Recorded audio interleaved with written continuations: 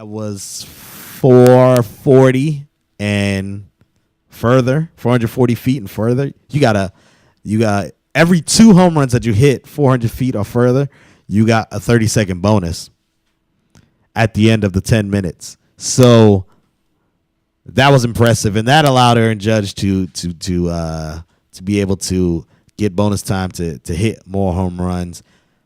So that was fun. You had the All-Star game, which I guess it was still pretty good, even though it was a very strategic game. The National League won 2-1 in the 10th inning. But I do want to get to the marketability or the visibility of Major League Baseball real quick. We had Major League Baseball All-Star Week, and we have all these players, but how come there are not a lot of stars coming out, superstars that transcend just more than sports coming for baseball? I don't know. It seems like baseball, there's a lot of, you can't like really just get a couple friends together and play a big game of baseball. Where you can with like soccer and like basketball. Like basketball, you just need, there's basketball courts everywhere in the city. Like you can just get a basketball and go shoot. But baseball, it's a lot of work to just get a team together to go like practice and like have fun or whatever. It's not as easy as it is with other sports, in my opinion, and that's why like it might be like less relatable to more people. So there's less stars and less coverage to make stars. Yeah, I think the big issue is also they don't really market their players well at all. We have a local star here, Bryce Harper, for the Nationals. As big as he is, he doesn't have commercials for products. He's not that, like, he's a superstar, but he's not that famous. Yeah. Talk about Mike Trout, who is the best baseball player in all of baseball. And if he were to walk down the street here in D.C., no clue who he is. People would just say he's the random white guy. Like, that's exactly what people would think. Even in L.A., even though he's playing for the Los Angeles Angels of Anaheim, it's like he's not big enough star out there. He's from South Jersey, which is like pretty much Philadelphia, where he, right on the border of Pennsylvania and New Jersey. He's from that area. He is the best player in baseball. He is he now 3-time MVP? Something like that, yeah. And multiple-time MVP. If it's not 3, then 2, but he's only like 5, I think. And this guy, you don't see him in commercials. Will you take a 180-degree turn to the NBA? Another thing with baseball, they play with helmets. Like, that is a thing, too. Like, they play with hats and helmets. True. Like, that is not as extreme as football, but yeah. Extreme, but it's still like something covering up most of their head. The majority of the time they're on the field. That is true. That I never thought about it for baseball that way. But when it comes to the NBA, we see like bench players. Recognize them immediately. Yes. Yeah. On television. We're not talking about, walking through a crowd and seeing someone 6'7", and we're like, okay, obviously they played basketball somewhere. We're talking about on television where, DeAndre Jordan. Yeah. He's good. On commercials. He's not but he's on Bryce Harper. Yeah, he's not as good as Bryce Harper. No. Or Mike Trout. Dame Lillard with the State Farm commercials. Of course, they got the help with Chris Paul, LeBron James and things. Think about all the NBA players that are in the Isaiah Thomas as of now is in commercials. Lonzo Ball. Karl Anthony Town has been in a D'Angelo Russell. All over the place. Like these guys have all been in commercials, and they're marketable. But baseball, it's almost like they don't even want their players to even. I don't think they even want them to be like above the game, and nothing's wrong with. I don't even think you're above the game. You always hear that saying, "Oh, you don't want to become Hollywood anymore because it's going to mess up with your game." And I feel like it really affects the players because even Aaron Judge, he said right after the All-Star game, he was like, "Yeah, I'm not trying to do any national media engagements until after the season." And I'm like, he's like, because it's going to distract me from the game. I'm like, for real? Like, I understand you're a professional athlete. I understand that. But you can't take 10, 15 minutes out your day to promote yourself. Maybe he just doesn't like that. He doesn't like to be in front of cameras, maybe. I understand that approach. Some people really don't like that. But, I mean, it's almost said about almost everyone. Like, I don't want the distraction of dealing with the media and dealing with endorsements and things like that. And I'm just like, well, that's why the sport is where it is. Locally, every team does well with their ratings in baseball. Locally. Yeah, because they're good teams. They're playing well. However, on the national scale, these ratings are really Terrible. bad outside of like the Sunday night ESPN game. Because who really sits down to watch a baseball game? Like, nobody's going to sit there 3-4 hours long. Last night's Yankees Red Sox game ended. It was about 11:40, almost midnight. What time did And it started at 8. Yeah, that's a long game. It was almost 4 hours. That's another thing. The game is just way too long, and I love,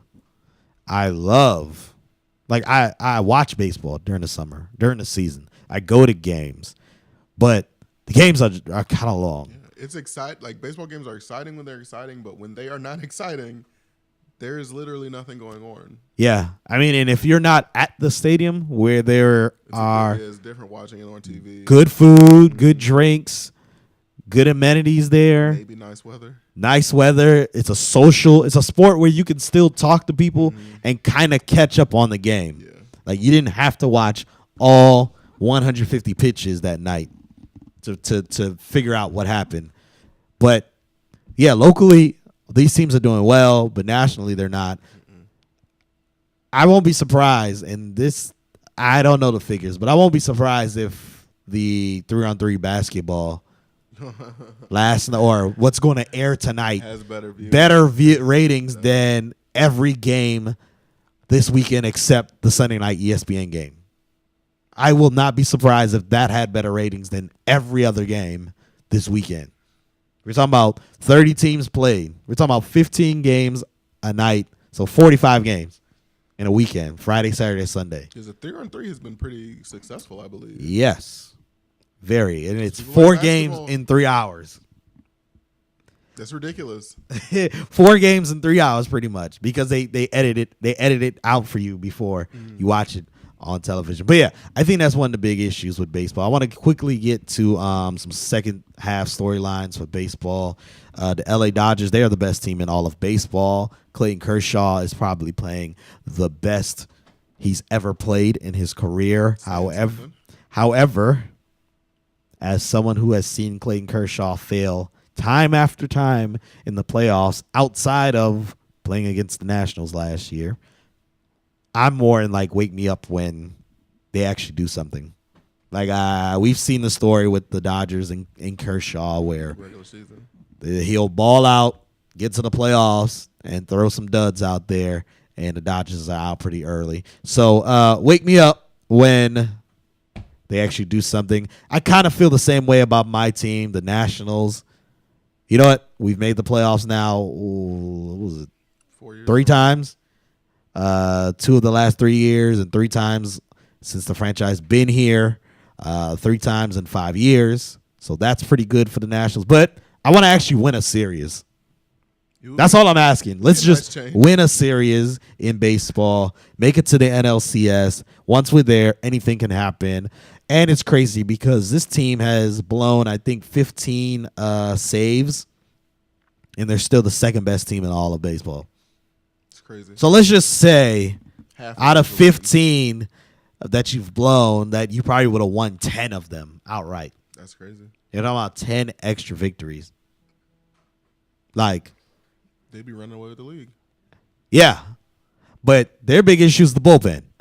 That bullpen is their sieve. They're just letting teams come back. Starting pitching is doing well. Scherzer started for the National League. Strasburg is silently like the second best pitcher on this team, but easily could be the best pitcher on many teams in the league. Gio Gonzalez playing all right. Now the Nationals did lose out on Joe Ross.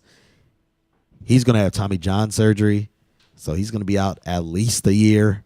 So it's going to be interesting to see what happens with that now. They did make a trade to get some bullpen help. Hopefully they can help. Because the thing is, it's not that the Nationals can't score, but in the playoffs, there's going to be games that is going to be 2-1.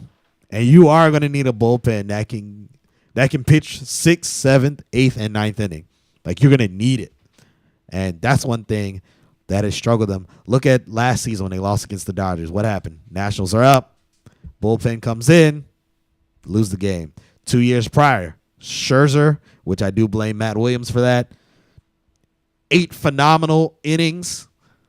You take him out of the 9th to put Drew Storen. Drew Storen loses the game. Drew Storen again 2 years prior to that. Remember, 9th inning. They're up by, I think, 2 runs, and the Cardinals scored 3 in the 9th. Nationals end up losing.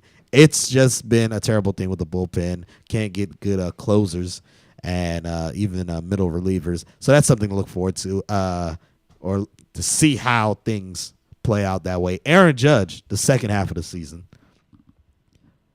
So far this weekend, I mean, he played well. He almost had a nice home run last night, but he got robbed by, I think it's Jackie Bradley Jr. My goodness. Out in center field. I forgot to get that clip, but homeboy jumped pretty high to get that ball and to rob Aaron Judge of a home run. But Aaron Judge, so far, playing well since the All-Star break. You always hear that, and I say it's a myth.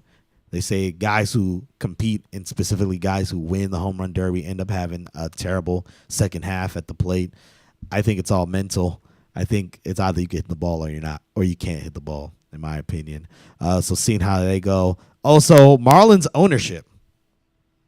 They had the All-Star game in Miami, and Marlins ownership is suing some season ticket holders right now. They're also trying to sell the team.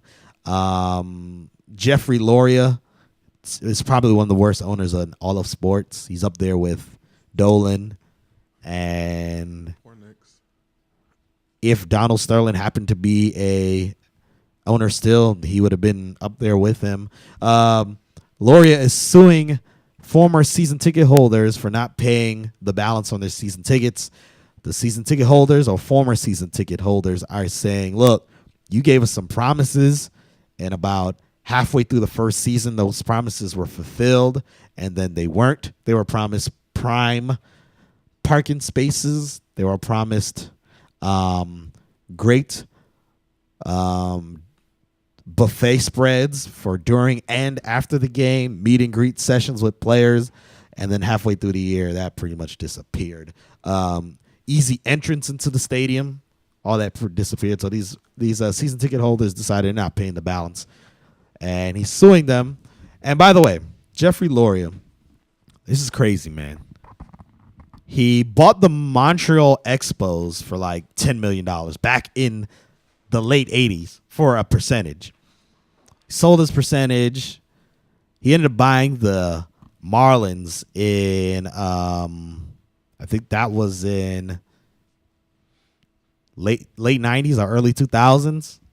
Listen to this, like $100 million. Also got a loan from a 0-interest loan from Major League Baseball because of his involvement with the Expos to help him get the Marlins. Do you know how much the Marlins are projected to sell for now? $500 million. No. More than that? $800 million. $2 billion. Oh, that's a good investment. $2 billion. And this guy is horrible. Your team can sell for $2 billion, yet your payroll at one point was less than Alex Rodriguez's contract for a season. When A-Rod was making $25 million, his payroll for the entire Major League Baseball team was less than that at one point. It's very frugal. Frugal is not the word in my opinion. Anyways, so it's going to be interesting to see how things go with that. Real quickly, let's go to franchise tag deadline in the NFL. Some key players are up. Are they going to reach a long-term deal? The deadline is 4 p.m. Eastern time today. Kirk Cousins of the Redskins, they're already saying he's probably not going to sign a long-term deal, so he's going to play on a franchise tag. for this year, which would get him $23.94 million. If the Redskins can't agree to a long-term deal by next season, unrestricted free agent, he's going to be either an unrestricted free agent or the Redskins can do something even more ridiculous and franchise tag him again for the third for $34 million. This would be the third year, though, wouldn't it? Yeah, and that's why it's going to jump to 34. You can. It's just not. It's frowned upon. That is a lot of money. Le'Veon Bell is also one of those franchise tag players that we're going to figure out if he's going to sign a long-term deal by 4 p.m. Tremaine Johnson in the corner of the Los Angeles Rams. It's going to be interesting to see. Those are the marquee names. Those who have already signed, Chandler Jones of the Arizona Cardinals, Melvin Ingram of the Chargers, Jason Pierre-Paul of the Giants, and Kawan Short of the Carolina Panthers. So it's going to be very interesting to see how that goes. I'm going to hold on to this topic next week when we have a little more time. NFL players are complaining about NBA free agency and NBA contracts. And either you're going to have to come in or you're going to have to call, because I want to get your opinion on this. But these players are complaining about NBA players and their guaranteed contracts, and I have some very choice words for NBA players. Richard Sherman spoke about them this week at the ESPYs, and we'll get into that next week when we have more time. NBA Summer League, your boy Lonzo Ball out here. How many triple doubles did he have? Yeah, he's had 2 triple doubles, a near one, all while not playing in Big Baller Brand shoes. Every game, okay, he didn't play well the first game. It was the first game. It was tough. Yeah, it's your first game, a lot of pressure. You know, people want you to just dominate from the jump. He didn't play well. Second game had a triple double, 11, 11, 11.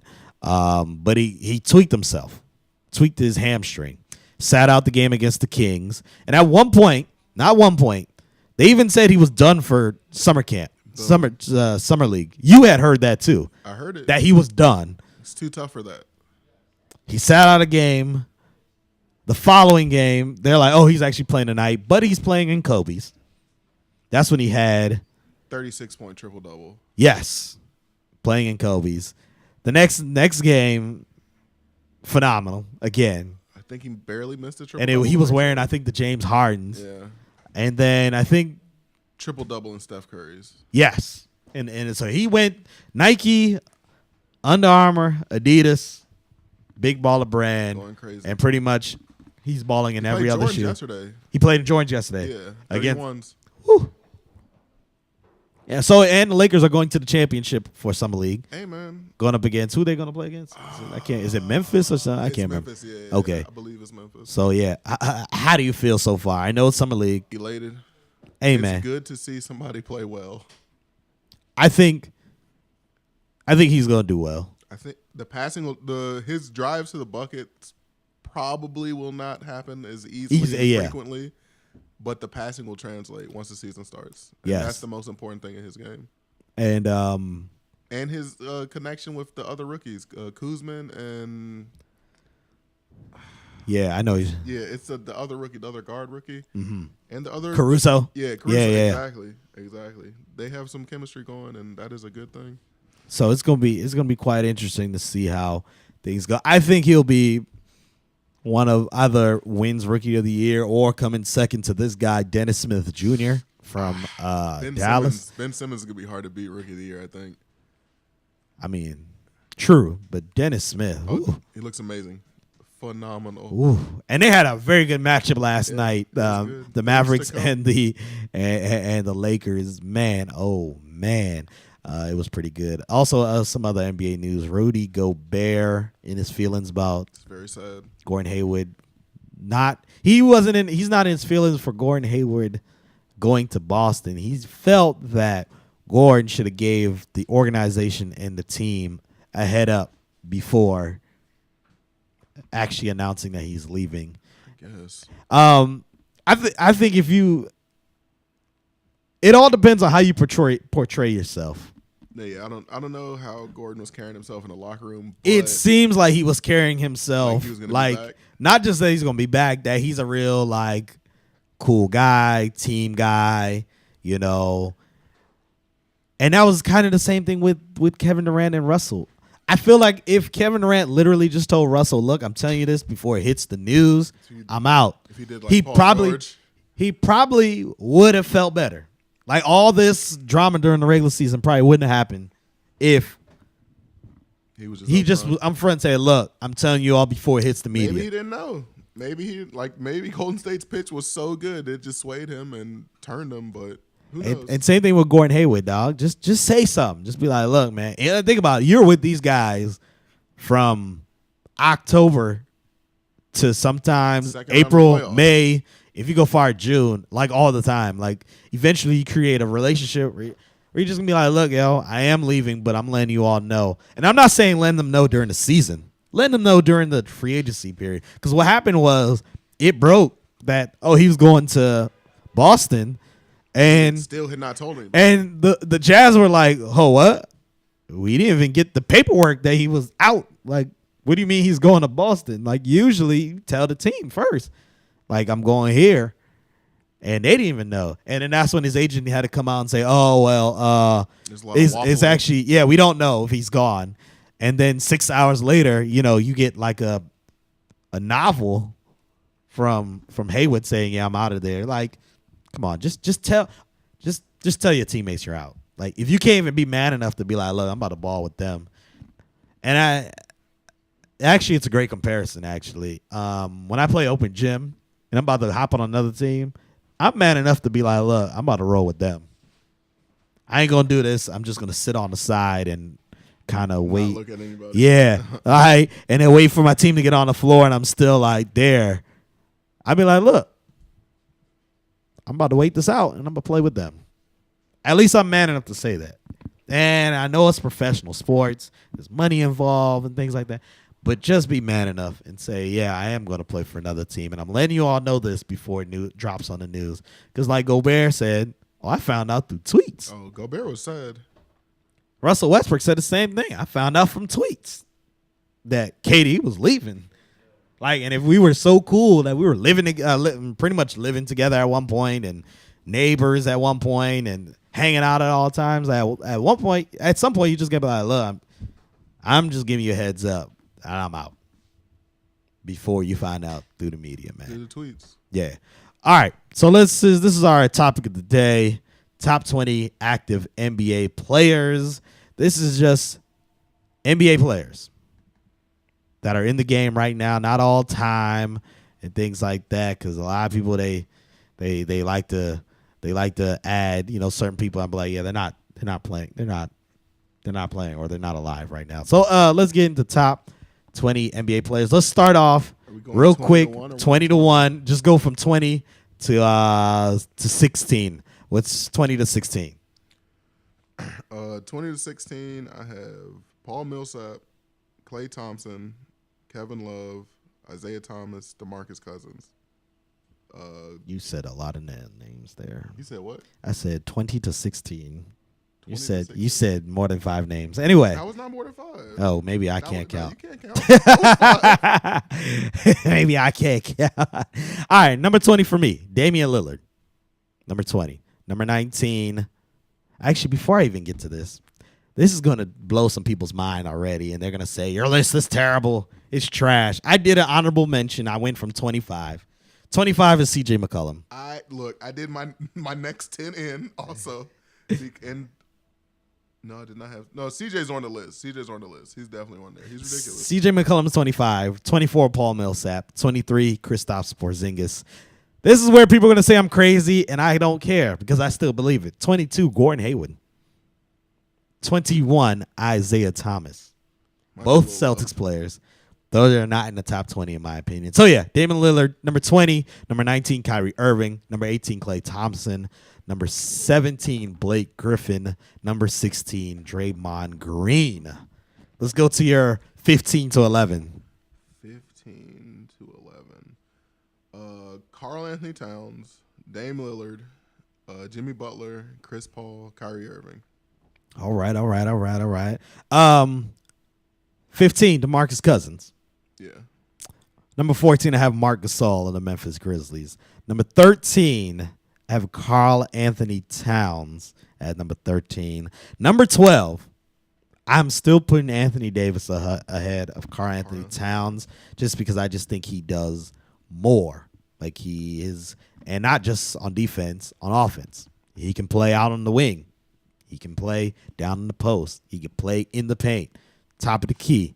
Karl Anthony Towns can play in the post.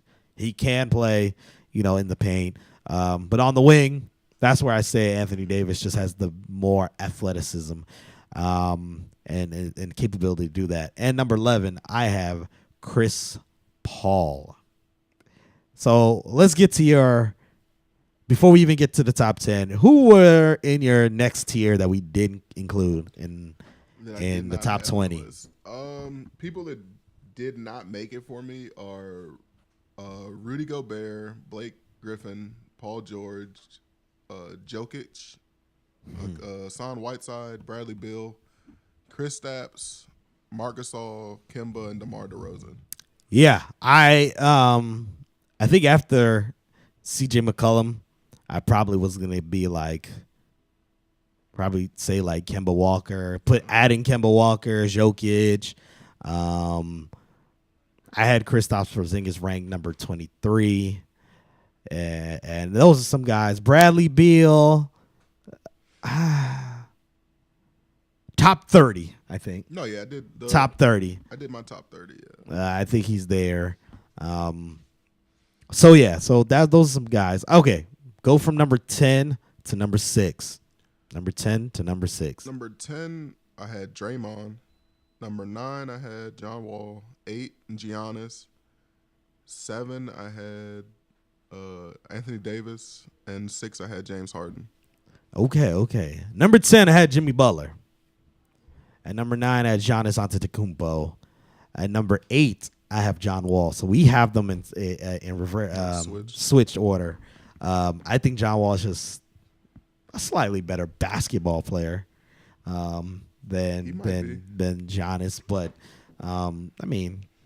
I say slightly. Number 7, Paul George of now the Oklahoma City Thunder, and at number 6, James Harden of the Houston Rockets. All right, so let's go top 5. 5 to 1. Who's in your top 5? 1, I have 5. I have Russell Westbrook. 4, I have Steph Curry. 3, I have Kawhi Leonard. 2, I have Kevin Durant, and 1, I have LeBron. All right, that is exactly what I have as my top 5. Yes, Russell Westbrook won MVP. Russell Westbrook averaged a triple-double. And let's not forget, he averaged a triple-double this season. Remember Remember the 2014-15 season when KD got hurt? He came back, then he got hurt again, and then was out for the year. His foot. Yeah, with his foot, and he had to do the bone graft. Do you remember when Russell Westbrook was averaging a triple-double from March and April? Crazy. Yeah, he was going crazy. And from that stretch, he had 15 triple-doubles in that stretch. I guess that was signs to come, what was going to happen a couple years later. So it's not like Russell was just doing this season. He was doing it even before that. But I still have him number 5. Steph Curry, I have him above him because he not only, everyone knows he's a better shooter, but he's a better passer. He's a better shooter. Better facilitator. And a passer and facilitator are two different things, in my opinion. I think you can be a good passer, but not be able to facilitate well. Not be able to orchestrate or move or start the offense. Put your teammates in the best position to be great. Exactly, and I think he just does that better. Of course, Westbrook is more athletic, more explosive, gets more rebounds, probably better on the ball defense than than Steph. But overall, Steph Curry is a better basketball player. Kawhi Leonard, I mean, what do we have to say about Kawhi Leonard? It's ridiculous. He just does everything. Like, he really does everything on a team that should not be as good as it is. Yeah, when you're looking at it now, especially with LaMarcus Aldridge not doing his thing, and you know, guys like, it's not that they're bums, but Danny Green. They're not high marquee name players on their team other than Kawhi Leonard. Yeah, and let's be honest, if Kawhi actually played during the Western Conference Finals, it was going to go 6 or 7. I don't know. I think it was going to go 6 or 7. I just still don't know. Because you obviously... It would have been a different series. I was saying this. They're already losing game 1. So you're losing game 1 at home. Talking about the Warriors. If Kawhi makes it through the entire game. And if he makes it through the entire series, I think he's going 6 or 7 games. Now, do I still think the Warriors come out and win? Probably. Yeah, I'm leaning toward that. Yeah. But 6 or 7 games in that series ended up going 4-game sweep. Kevin Durant, MVP of the NBA Finals. I guess you could say for this NBA Finals, yes, he outplayed LeBron James. But if we're just talking about who are the best NBA players, LeBron James is still the best player in the NBA. I think the gap is close as it has ever been. It's very close. It's very close. Like, LeBron James is not clearly the best player anymore. He's not clearly the best player in the NBA anymore. Kevin Durant is going to get some substantial nods at number 1, and from people who actually know basketball are going to say, yeah, Kevin Durant. But I still think LeBron James is the best basketball player in all of baseball. I mean, all of the NBA. In a few weeks, we got to do this all again. We remember that article that we read from the Washington Post about the top 40 players in the NBA all time since the NBA merger in 1976, I think, or 77. We saw that list, and it was atrocious. Very bad. Very poorly put together list. We cannot say that someone's list is very bad and not give our opinions. So in a few more weeks, we're going to have to do this all over again, give our top 40 players of all time from the NBA merger. Top 40. It's easy. I think it's kind of easy, too, for me, because I've had my ideas already, and I've been plotting them down. So it's going to be fun. You're going to have a lot of people who are going to probably say, you don't know what you're talking about. You're going to have a lot of people who are going to say, oh, wow, that's a great list. I think the writer, Tim Bontemps, he was pretty bad. It was a different way of looking at basketball, I feel. It's not my personal idea, but I'm about to look it up right now, and I'm about to give you some asinine rankings. There are some people that are very high on the list that maybe should not have been. There's a guy. Now, this is all time. All time. Players that played from the merger, which was the when was the merger? And it says it right here. 1977 was the merger. So anyone that's played in NBA from 1977 to now. We got to do 2 of these lists, because then we just got to do all-time basketball players too. We have to. But I'm going to give you a crazy ranking. Number 14 was Kevin Durant. It's very high.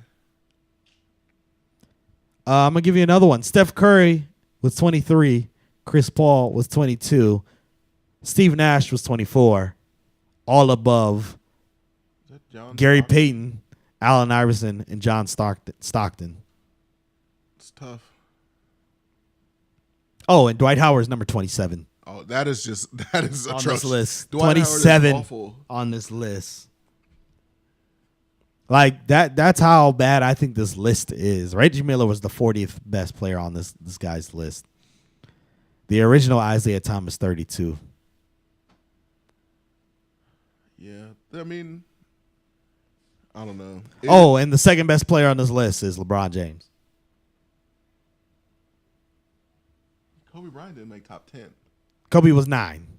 Okay, but that is an awful picture, Kobe Bryant. Yeah, it is an awful That does picture not of look him. like him. But LeBron James number 2, all time. No, not in my opinion. There's quite a few people there. Can he reach to number 2 all time? Of course. I think he can by the end of his career. But is he? No, not in my opinion. And that's why I said we're criticizing this guy. He's a writer, Tim Bontemps for the Washington Post. We're criticizing him.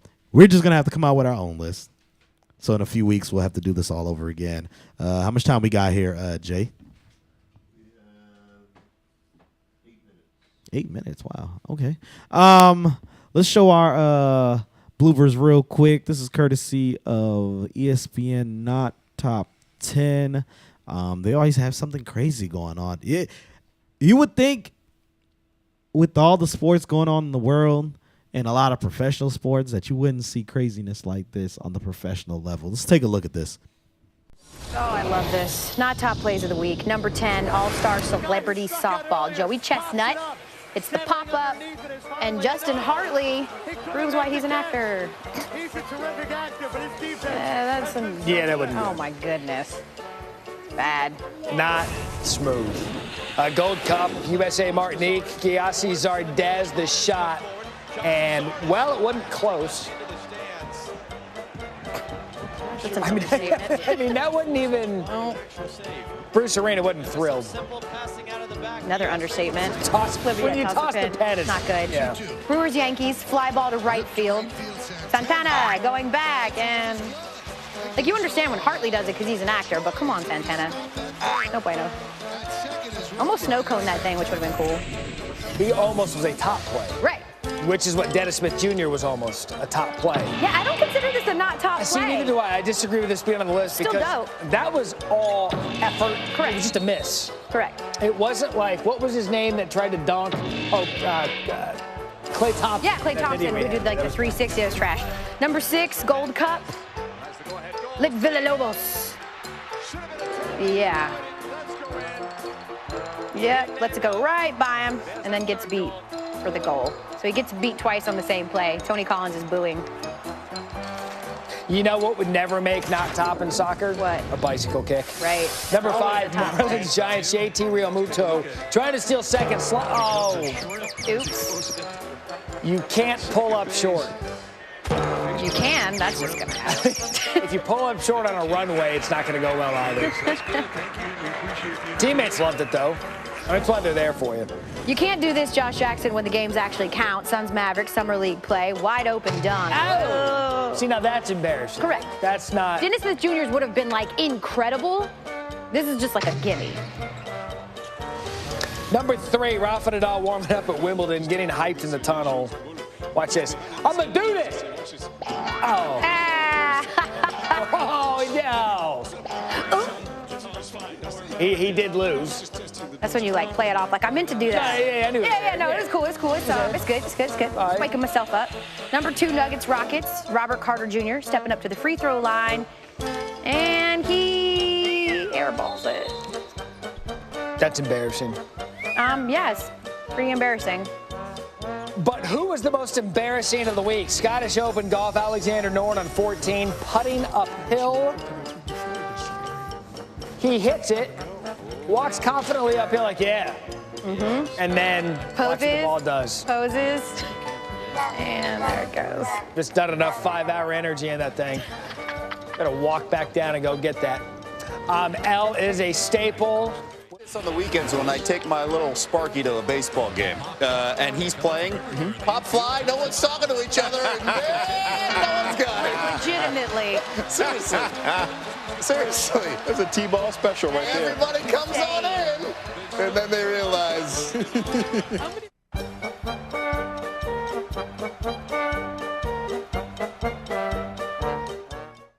Oh, I love it. Man, oh man, man, oh man. All right.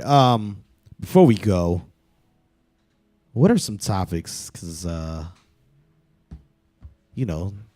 this is when summer really hits in sports. Because summer league basketball is wrapping up. Be done.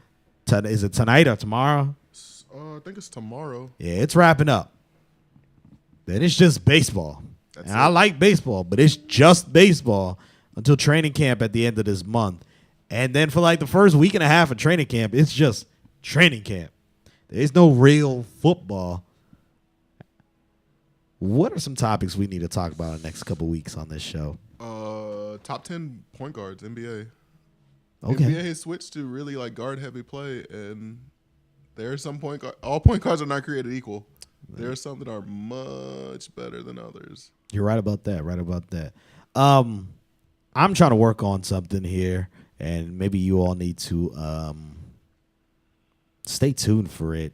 I want to talk about women in sports, not just on the playing surface, but in the the officials, the exec offices, the marketing offices, and things like that. Women's rights also within sports. That's something I'm definitely working on right now. So, ladies and gentlemen, because it's not just for ladies, but it's really for everyone. But it is a time that we're going to focus on women and the issues within sports, within the women's community. That is something that I'm working on, and I know when we put it together, it's going to be something good. So I want you all to stay tuned for that. Coming up soon. But yeah, NFL training camp is about to start. We're about to have those. Should we look?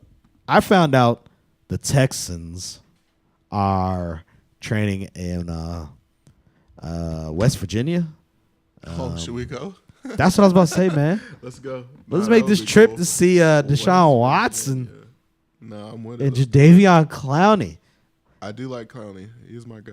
Hold on, let me look it up right now. But yeah, I think it was I think the Saints used to or even up until last season, they were having their training camp in Virginia, West Virginia there.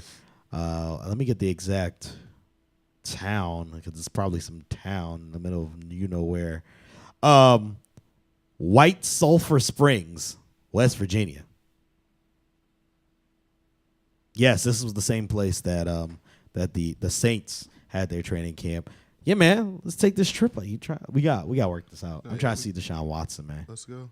Yeah, man. All right, man. I want to thank you, Matt, for coming in, doing our top 25 active NBA players. I want to thank you, Jay, for everything that you do. I want to thank all the viewers and listeners out there. Make sure you follow us, Sports Reality LV, on Instagram and Twitter, and the Facebook page, Sports Reality. Make sure you go on the page, like the page, and you can watch past episodes on there. So if you ever missed the show or missed a portion of the show, you can definitely take a look at it there. Hey, until next time, everyone, Sports Reality. Peace.